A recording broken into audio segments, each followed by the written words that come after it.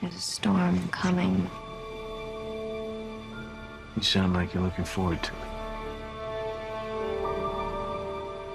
I'm adaptable. What are you? Gotham's reckoning. What we're constructing here is a very, very elemental conflict between good and evil. Why didn't you just kill me? Your punishment must be more severe. Did they kill him? I'm not sure. It's the true completion. I won't bury you. Buried enough members of the Wayne family. It takes everything to a whole new level. We were in this together, and then you were gone. It's a multi-layered story with massive amounts of action. The Batman has to come back. Chris was able to amp up the stakes for this last movie and really take it to places that I don't think anyone's expecting. What if it doesn't exist anymore? She must.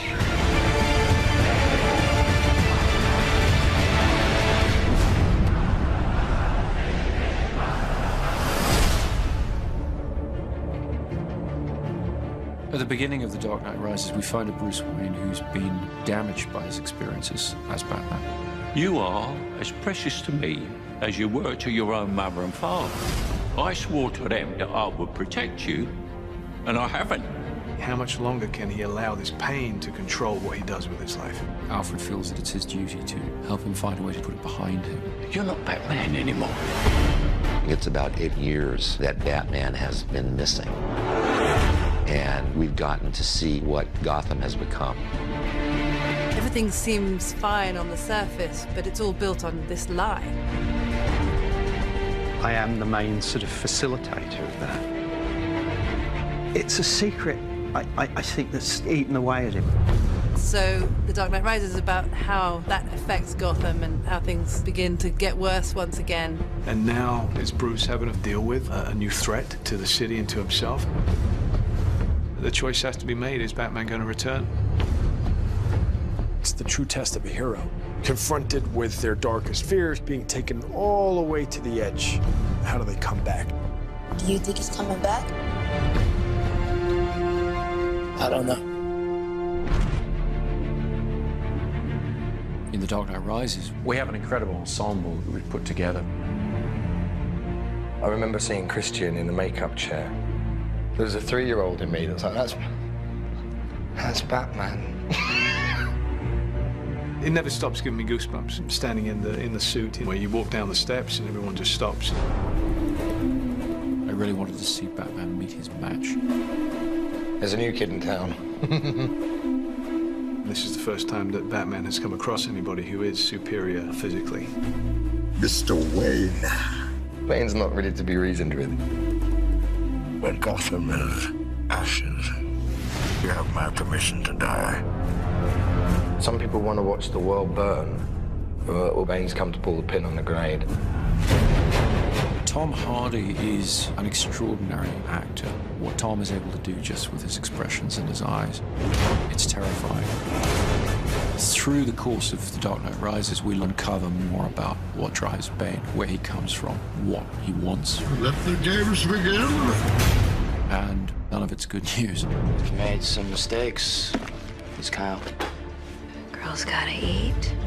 Selina Kyle has her own code of ethics, which sometimes involves doing things that other people might consider questionable. We have to have a way of grounding the character, realizing that the Catwoman could just be this calm woman, this grifter, this classic movie femme fatale, really. Some brazen costume for a cat burglar. Yeah? Who are you pretending to be? I think Anne understood right from the first that she was going to have to do almost everything in the film herself. She has to be that character. She took it on in the most extraordinary way. The most important thing is to fit into Chris's Gotham City. My Catwoman has to be Chris Nolan's Catwoman. Don't be shy. When you cleaned up the streets, you cleaned them good. Pretty soon we'll be chasing down overdue library books. My character, John Blake, is a proud police officer. And in the midst of, I think, a lot of cynicism, he remains really idealistic and someone who really believes in what he does. We have a new character played by Marion Cotillard, Miranda Tate, a member of the Wayne Enterprises board, and she's trying to pull him out of his shell and get him back into the world. Don't worry, Master Wayne. Takes a little time to get back in the swing of things. Alfred, as played by Michael Caine, has always been the emotional heart of these movies. You know what Alfred is? He is us in this incredible world. He's not tough like all the others. These conversations used to end with an unusual request. I'm retired. I would say Lucius is the brains. Yes, Mr. Wayne, it does come in black. But he also has grown to have a great fondness for Bruce. Lucius and Alfred. Between the two of them, we try to keep his moral compass pointed in the right direction. And Commissioner Gordon, to some extent, has been left on his own running the police in Gotham. Jim Gordon really is the conscience of Batman, isn't he? What's great with Batman's allies is that they really bring interesting questions that Bruce has to answer in his life.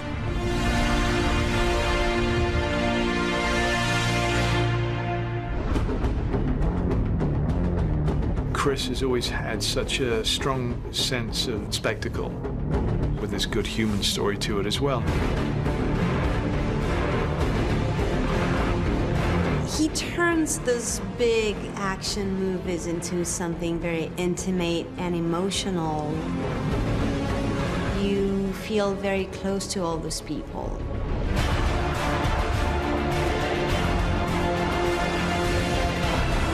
In every movie that Chris has made on the Dark Knight trilogy, he's been able to keep to great filmmaking in terms of the great characters and the great character arcs. He creates whole worlds that you really can get lost in.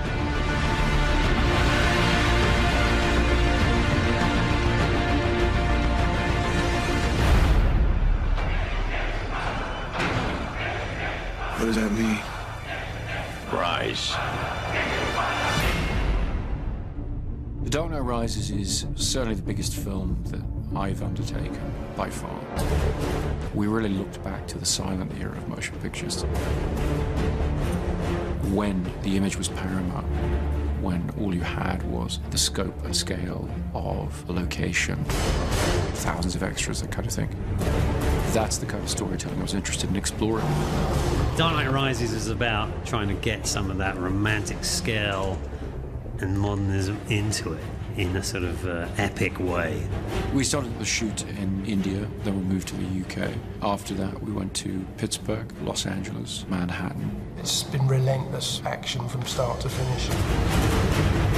We've expanded into the largest of genres, the war movie, the disaster film. They add scale, raising the stakes from a place where they were already extremely heightened. We do get a great kick out of doing this action work.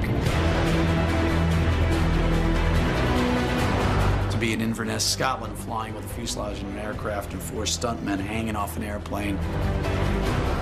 With Chris Nolan, as much as we can physically do inside of that lens is where he would like to go. We had them on the outside of the aircraft, shooting through the windows, and it was a big thing to come together.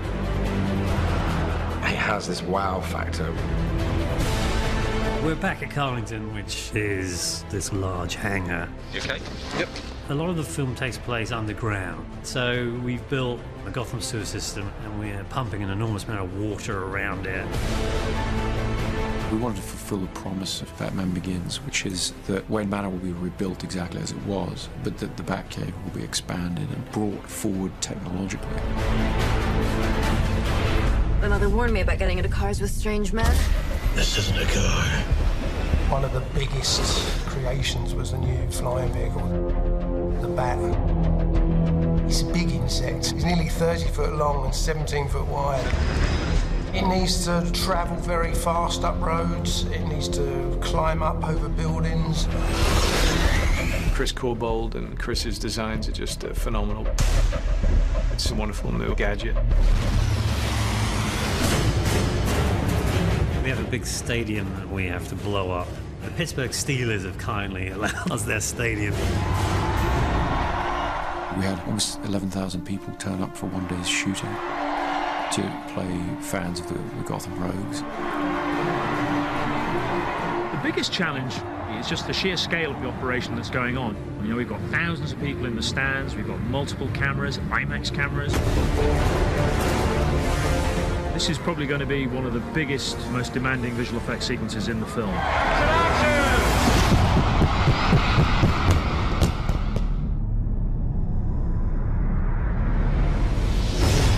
We needed to up the scale of the city, and there's only one place that you can do that, and that's New York. In the Wall Street sequence, there's a big battle between the police and all the mercenaries. They've got something like 1,200 extras.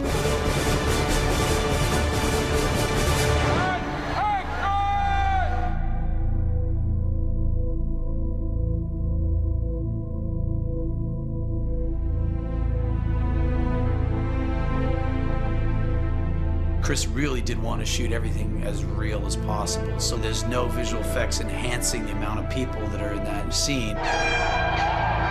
This was 8 months of preparation has gone into what you see here, working with the city, with the departments in order to control this set. Seeing that many bodies in the middle of Wall Street fighting each other, even if it was controlled chaos, it's still kind of like, wow.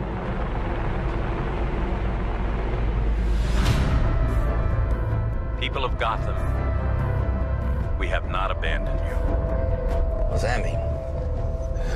It means we're on our own. This is certainly the biggest movie that I've ever worked on. But then emotionally, it feels like something that a lot of people can tap into. It's wonderful. It kind of brings things full circle. You see only one end to your journey. Sometimes a man rises from the darkness. Every great story deserves a great ending, and we've really tried to be true to that. The Dark Knight Rises is our attempt to give that great story its great ending. We want to destroy Gotham.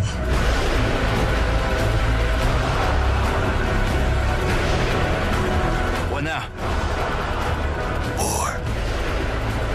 You don't owe these people anymore. You've given them everything.